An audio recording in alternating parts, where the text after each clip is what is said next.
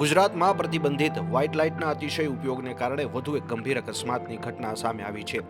રાત્રિના સમયે સામેથી આવતા વાહનની તીવ્ર વ્હાઇટ લાઇટને કારણે કાર ચાલકની આંખો અંજાઈ ગઈ હતી.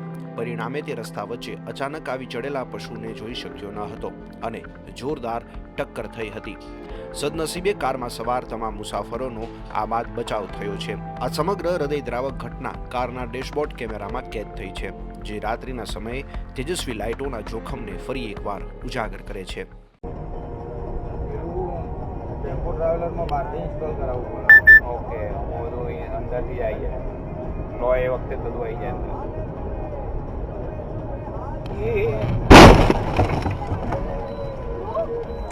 કશું નહીં થયું.